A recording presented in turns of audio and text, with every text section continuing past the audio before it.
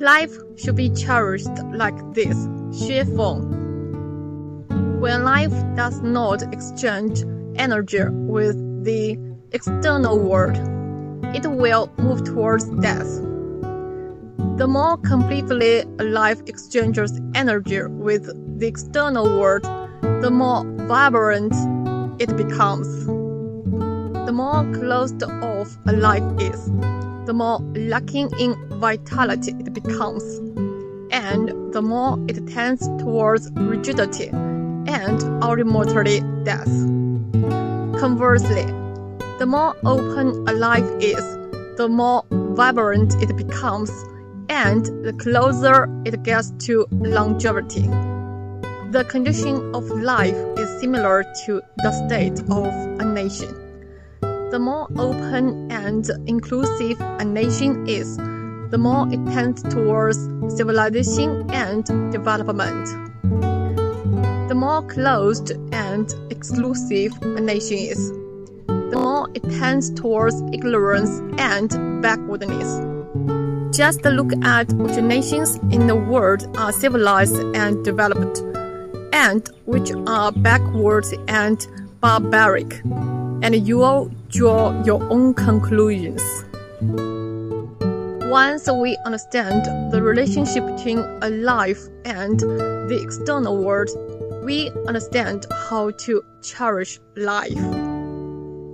The key to cherishing life is to maintain the most open and unobstructed relationship with the external world to the greatest extent possible. What is the primary symptom of depression? The answer is fear of contact and communication with others, even refusing to interact with them, and closing oneself off. If you can find a lively, intelligent, and wise person, preventing them from interacting with the outside world, from talking to people, from reading, watching TV, or surfing the internet, and even from experiencing nature, keeping them locked in a room for 3 or 5 years, what will happen to that person? They will become fools, walking corpses, or even go insane and die. Therefore, for a person as a life, the contact, communication, and interaction with the outside world directly affect the strength and longevity of life. So I ask, why do some elderly farmers living in remote and backward villages have very limited contacts with the outside world but still live healthy and long lives? Why do some white-collar workers living in big cities who are exposed to almost unlimited external information every day still feel depressed and have short lives? The answer lies in the level of stress in life. Low stress tends to lead to relatively good health and longevity, while high stress tends to lead to weakness and a short life. This is not directly related to the exchange of information with the outside world, but is a different topic from the theme of this article. From the perspective of the 3 laws of thermodynamics, energy is converse, but it undergoes transformation. In the process of transformation, some energy is inevitably wasted and cannot be reused. This concept is called entropy. In this way, it can be observed that in an isolated system, the entropy value will increase, which means that the amount of energy wasted and no longer usable will increase. Eventually, the entire system will collapse without flow or exchange of energy, and as a life, it will also end its journey. Preventing the increase of entropy is the most effective way to cherish life. So, how do we mitigate the increase of entropy?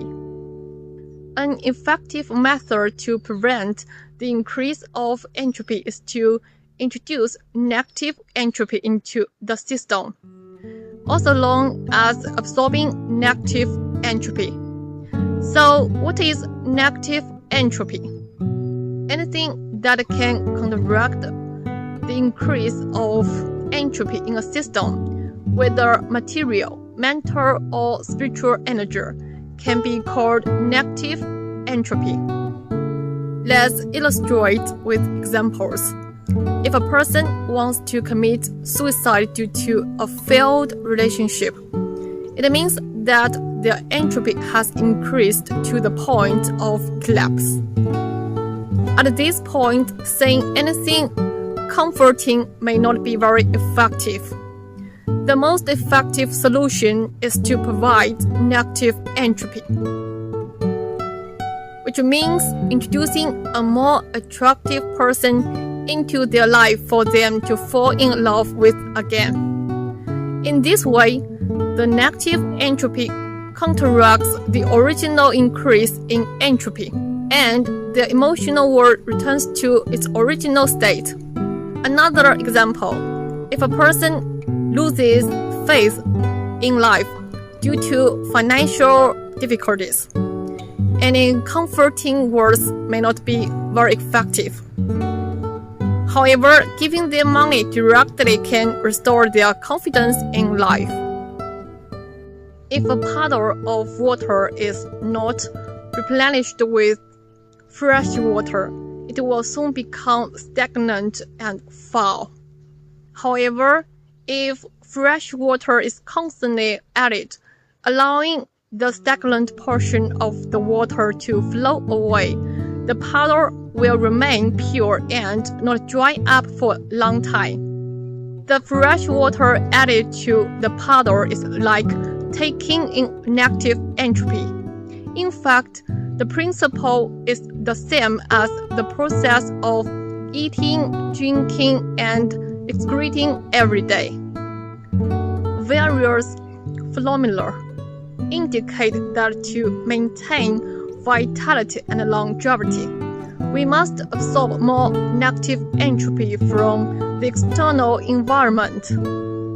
This principle tells us that the life force, vitality, and longevity of the Lifechanyuan members will definitely surpass those of others.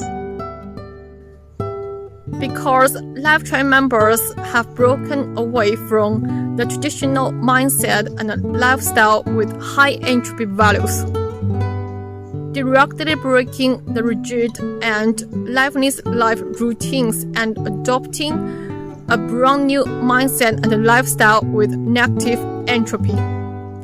This is like reformatting a computer nearing crash and installing new software, rejuvenating it. Therefore, when a system becomes stagnant and lacks vitality, causing disappointment or even despair, it must be replaced by a completely new system. Otherwise, the system will undoubtedly perish. This holds true for nations, ethnicities, political and religious organizations, as well as any enterprise or diverse group. Individuals are no exception.